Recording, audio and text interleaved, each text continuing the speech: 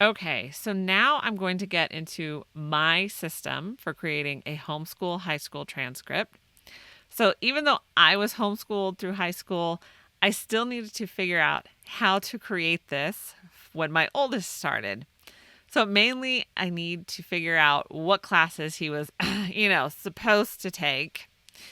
So the first thing I did was find out how many credits he needed to take. And that landed me at the Home Life Academy website, and I am going to show it to you. Let's minimize this. Let's get up. Okay, wrong one. All right, there we go. Had to hit the right browser button. Only have 4 browsers on my computer. Anyway, so the first thing I did was to land on this website, and it was kind of a lifesaver. It is an umbrella school. I do not use this umbrella school, but the information provided was really helpful to get me started.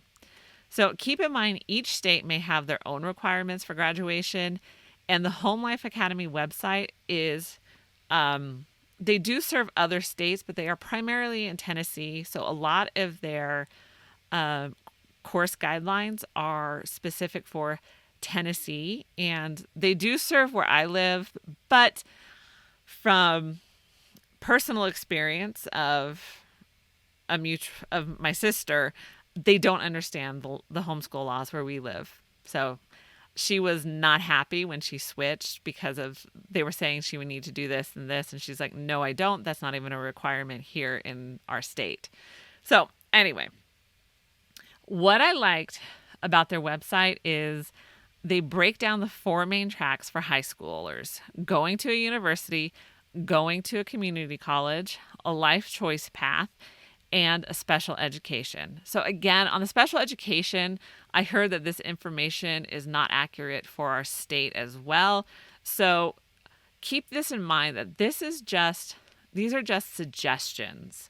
These are not rules, but it was a great starting point for me. So I looked at all 3 of the first tracks, and I took what could apply to us, and I built his high school plan based on these suggestions. So I'm going to say it again. Remember, these are suggestions. These are not rules. Okay? We homeschool. Everything is a suggestion, and we can follow our own learning path.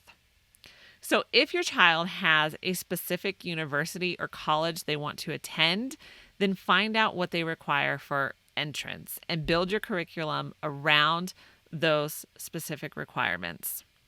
So the first thing I did, and I'm going to show you, was to create an Excel spreadsheet.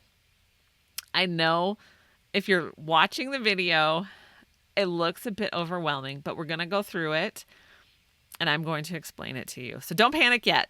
Okay, I promise, don't panic yet. And don't forget, you can download it. And so I have made it available as a part of the whole package of transcripts and attendance sheets and all of this. So you just sign up for the newsletter. And no, I don't spam you very much. I try to keep in touch, and maybe every 6 weeks I send out an email. So no spam involved, and you'll get the Excel spreadsheets for free. Okay, so on one side, so on this far side here, I set up his school by year. So I have 9th grade at the top. I have the school years at the top, so 9th, 10th, 11th, and 12th. Underneath that, I have courses. And so then I start with literature. And that goes through 9th, 10th, 11th, and 12th. And then I put how many credits that is total. So the total credits for the 4 years of literature is 4 credits. So on the other side, okay, no, we're going to skip. I'm repeating myself here. Sorry, I'm getting lost in my transcripts and explaining it.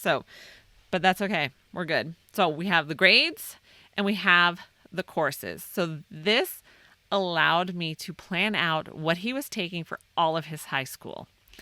So partly I didn't want to sit down every year and try to figure out his curriculum. I just wanted to sit down once and know what we were going to do next. So last year when I bought my oldest, 10th grade curriculum, I just looked at the spreadsheet, saw what I needed to buy, and went to the website and bought it. So, because I had already planned everything out. So, and of course, this is always subject to change, but at least it gave me an idea of how many credits we had planned and when to do the half credit classes.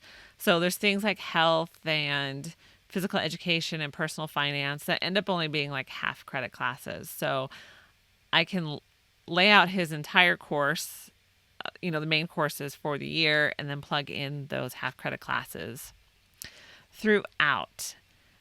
So this is how I started. I started with it by year, but then I ran into a dilemma. What was I going to do with high school classes taken in middle school?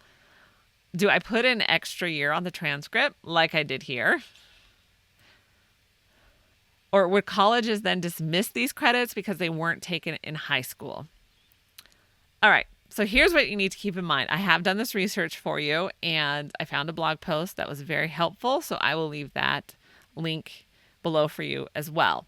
So when it comes to creating a homeschool high school transcript, it is the level of the course that matters, not the age of the student when the class was taken. So if the level of their course, so if they're taking a 9th grade course in 8th grade, that is a high school course and can be included on their transcript. So the solution was to create a category transcript. And it looks like this. Basically, instead of listing courses taken in the freshman year, you list all of the language arts in one section and all of the math in another section, etc. So this is actually the transcript that you're going to get in the bundle at the website, because this is one that I made. The other one, the by year transcript, so categorizing everything by freshman year, junior year, I had actually downloaded off a website and I haven't been able to find it. Otherwise, I would leave the link for you. So because I didn't make this one, I did not want to present it as my own. But the category transcript, I will present it as my own because I made this one. Okay.